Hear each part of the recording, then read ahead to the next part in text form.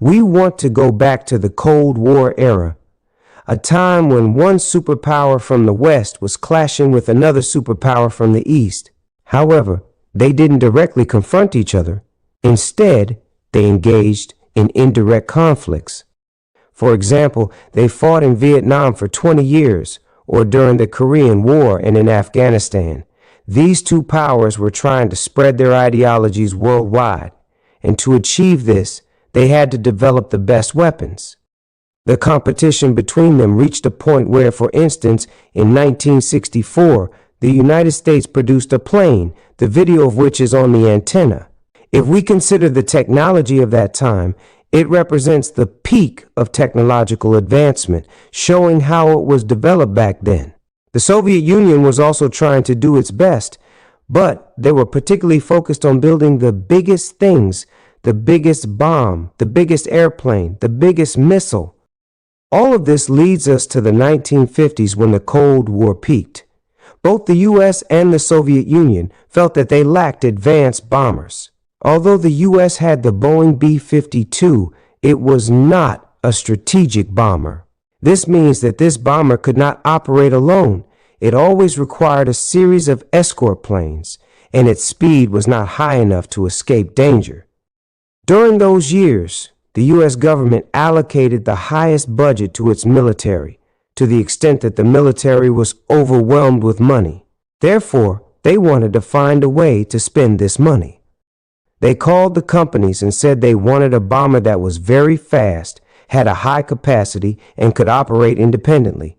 If you examine the advancements in aircraft in the 1960s, you will see that technology was advancing exponentially thanks to the funds the U.S. government was injecting into its military. On the other hand, the Soviets were also working on their aviation industry. In 1957, the U.S. Department of Defense invited aircraft manufacturers and said, "Put your drinks down. We want this project done quickly." They needed a bomber that could reach Mach 7. I will explain what Mach 7 means in the description if you don't know. It needed to be able to climb to 75,000 feet, have a bomb carrying capacity of 22.5 tons, and a range of 12,000 kilometers. The companies got to work and prepared their designs. The Pentagon selected two of the designs, one from Boeing and the other from North American Aviation, which no longer exists because it was later acquired by Boeing. No one believed that Boeing would lose this competition since they had built most of the previous bombers. However, surprisingly, North American Aviation won. The Pentagon experts liked the North American wing design because it could fold up, allowing it to fly more smoothly at very high speeds, such as Mach 3. Once North American's aircraft design was approved, they named the aircraft XB-70 Valkyrie, the fastest bomber in history. It had 6 jet engines arranged in a row at the back. When this aircraft was built, it astonished other aircraft manufacturers worldwide because it was extremely aerodynamic at that time, and when it flew, it looked like a spaceship. The high-speed fuselage was made of titanium. However, the XB-70 was constructed with a mixture of steel and titanium, making it much sturdier than the SR-71, albeit a bit heavier. This aircraft could reach Mach 3 speed with a full capacity and 4 crew members. When the Pentagon approved the design, they told North American Aviation, "We want this done quickly, get to work." However, building such a monster was no joke. It took 7 years for the first XB-70 to be ready. They were testing the aircraft, and in each test, they found some issues. You know that in any flying vehicle, there should be no minor faults. Therefore, the operational timeline for this aircraft kept getting pushed back. The first flight successfully took off and ascended into the sky, but when it came to land, one of its wheel brakes got stuck, and its tire caught fire. However, this aircraft was like a BMW Series 7, which, according to Americans, is considered the most troublesome car in the world. If you fix one issue, 2 more will still be there. This aircraft had a similar situation. In the second flight test, the pilot was instructed to reach Mach 1 to see how it would respond. After the aircraft reached Mach 1, It was as if you sandblasted its body, all its paint peeled off. This photo is from after that flight. In any case, they continued to conduct test flights with this aircraft, and one or two issues would come up, which they would fix until they reached the 12th flight. At Mach 205, a piece broke off from the back of the engines and entered the engines, shutting down 4 of them. Fortunately, with the remaining 2 engines, they managed to land the aircraft. They examined the aircraft and found that those 2 engines were also done for. Therefore, they replaced all 6 engines with new ones, and the aircraft was once again ready for testing. This time it reached a speed of 2.7 Mach. When it reached 2.7 Mach, a piece of its right wing tore off and detached. Even though a piece of the wing had been ripped off, they managed to land it safely on the runway. This time, several Pentagon officials came, and the engineers of the XB-70 received some harsh words, jokingly of course. But the Pentagon was very regretful. They realized they had spent a lot of money, but the aircraft had issues, and producing this aircraft took time. During this period, the Soviets were testing missiles that could reach and shoot it down. 2 XB-72s were built, and every day there was a new problem. The Pentagon didn't know what to do, so they turned to NASA for help. Since NASA also had expertise in this area, they even had the SR-71 and X-15. The Pentagon requested NASA to send their engineers to assist in identifying the issues with this aircraft. NASA's help was effective, and the XB-70 finally reached a speed of Mach 3 in 1966. A few weeks later, when the XB-70 was sent on a test mission with several fighter jets for photography, one of the fighter jets collided with it, causing the fighter jet to explode and the XB-70 to lose control, entering a free fall towards the ground. After NASA helped North American Aviation identify the issues with this aircraft, they attached their logo to it, indicating that they played a role in its construction. However, after this aircraft crashed and was completely destroyed, the project died. NASA also regretted putting their logo on it. The Pentagon declared that they would not spend another cent because it was not worth it. No matter how much they spent, it wouldn't be fixed. After that, the XB-70 project was permanently shelved. This project may have died, but it revived many things, especially technology in aerospace. Valuable experiences were gained from this aircraft. While the U.S. was building this aircraft, the Soviets were also gathering intelligence and working on their own projects, wanting to create something that could compete. They developed the M50, which many believe is the most beautiful aircraft in the world, but its design was doomed to fail, just like the XB-70. In any case, failures should not be disheartening for the advancement of science and technology. Technologies that reached high levels certainly experience failures.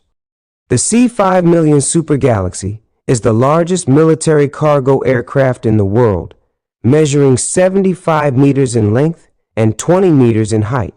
To visualize its height, it is about the size of a 6 or 7-story building.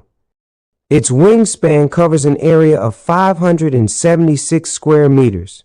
This aircraft carries most of the heavy cargo for the U.S. Air Force to all parts of the world, from tanks to other large and heavy components. When you look at this aircraft, you might think it's new, but it's not at all. This aircraft was first built in 1968 by Lockheed, not Lockheed Martin, as it had not yet merged with Martin at that time. Despite this cargo monster being 54 years old, it remains an excellent and efficient aircraft, and the U.S. Air Force has no plans to replace it. From the start of production in 1968 until 1989, 131 of these were built. In 2002, they realized that these C-5 seconds were becoming outdated and could not operate with modern aviation systems. Therefore, the company that built this aircraft, which had become Lockheed Martin by 2002, took on a new project to completely overhaul all these C-5 seconds and install modern systems in them. They renamed some of the upgraded ones to C5 Million Super Galaxy, while the few that were not upgraded retained the C5 designation. This aircraft is similar to the F-22, which has a clip on the antenna and has not been sold to anyone other than the U.S. military. Although it does not have the crazy technology of the F-22, it has still not been made available to anyone. Now, why is that? Lockheed Martin announced that the C-5MS would be guaranteed to operate until 2040, effectively offering a warranty. The advantage of this aircraft is that it raises its nose and lowers its belly for loading vehicles and tanks. Despite having completely overhauled these aircraft, Lockheed Martin charged a modest fee of $454 million for the complete modernization of all these aircraft, which is considered a very good deal for the U.S. military. This means they modernized their C-5 cargo planes for the cost of 1 or 2 aircraft. This aircraft is economical. You have seen that they have all been refurbished at a low cost, and its operational and flight costs are very low. Aircraft like fighters, bombers, and reconnaissance planes have very high costs, with each flight costing at least $1 million. However, this aircraft does not have such expenses. It carries very heavy loads at minimal cost to its destination. Now, what is the carrying capacity of this aircraft? It has a capacity of 127 tons and can fly 3,450 kilometers without needing to refuel, which is excellent for such a large aircraft with this weight. Another advantage of this aircraft is that, despite its age, it consumes the least fuel compared to other cargo planes.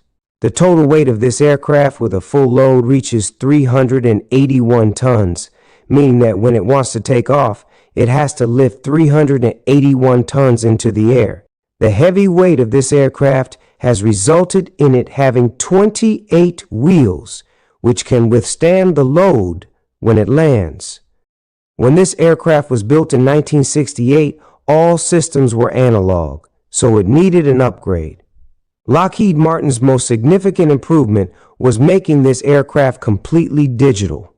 With a digital system, using this aircraft is easier, and it quickly reports any faults, similar to modern cars that instantly show warning lights. The cargo area of this aircraft is like a large warehouse, with a volume of 880 cubic meters that can hold 463 pallets. If it needs to transport tanks, it can fit 2 M1 Abrams tanks inside. For transporting helicopters, it can carry 6 R-64 Apaches, and if it wants to transport Humvees, it can fit 15 of them inside. You know what Humvees are? They are the military vehicles of the U.S. similar to Hummers. Now you might ask why only 2 tanks fit in this vast space. That's because each M1 Abrams tank weighs 55 tons, and 2 of them total 110 tons, while the aircraft's capacity is 128 tons, so it can't carry 3. In addition to the cargo it carries, it can also transport 72 soldiers. If you have seen the clip on the antenna, you know that the production of the Airbus A380 Monster has been halted. The high cost and maintenance of this aircraft were among the main reasons for stopping its production. Now, we want to go to the Airbus factory to see how they build this monster. The main components are transported to the assembly plant, including the fuselage, wings, and other parts. The parts for this aircraft are also monstrous. This is one of the wings. All these parts come into the production hall and are arranged in order. The workers in this factory are all technicians or engineers because their work is much more sensitive than car production. This small wing at the back of the aircraft is huge in itself. In this hall, the fuselage and wings of the aircraft are installed and one part is painted, which is the tail of the aircraft. Once the fuselage is complete, it is brought out of the assembly hall and taken to the engine installation hall. 4 of these jet engines need to be installed on this aircraft. 2 types of jet engines were installed on the A380s, one made by Rolls-Royce called Trent 900, and the other made by General Electric and Pratt & Whitney called GP7200. Once the engines are installed, the aircraft comes out of the hall for testing. There is nothing inside this aircraft. It is completely empty, with only 2 seats placed for the pilots to conduct the test. This aircraft was built for Qatar Airways and needs to be painted in Qatar Airways colors. After testing, the aircraft enters the painting hall. This plumb bob you see is hanging from the aircraft to ensure it is in the correct position. Once the position is correct, they place it on the ground and begin painting so that the paint adheres properly. To paint this aircraft, 3,600 liters of paint are needed, and each liter of paint weighs about 1.5 kilograms. So if we calculate, the weight of the paint alone is about 5.5 tons. The blue plastics you see are attached for the designs and writings on the aircraft. 99% of passenger aircraft are white, and there are several reasons for this. One reason is that the aircraft is easily visible whether in the sky or on the ground. Another crucial reason is the heat of the aircraft's body. The white paint prevents it from overheating. The people who paint stand on these movable platforms, making it easy for them to go up and down. The aircraft is painted and complete, but there is nothing inside. At this stage, the aircraft goes into the interior decoration and finishing hall. This is no small task. The interior fittings must be installed in this large hall. First, it must be fully insulated, and then aesthetic decorations are added. The staircase to the second floor is installed. This aircraft can accommodate up to 853 passengers if the seats are arranged in economy class. However, some companies order that the seats be installed more spaciously, or for instance, the first class or business class sections to be much larger, which reduces the overall capacity. Sometimes suites are installed in these aircraft for passengers who want a private suite. Here is the first class section, and everything works well. The largest passenger aircraft in the world is ready. However, its production was halted very quickly, but those that have been built will continue to operate for a long time. When this aircraft was in production, each one cost $450 million, but some companies order much more luxurious first-class sections, which increases the price of the aircraft. Usually, these aircraft are used for long-haul flights because it is not economical to use them for short distances. For example, the flight from Qatar to New York takes 15.5 hours. If you want to fly first class on this aircraft, you will need to pay between $25,000 and $35,000 per person, depending on the season.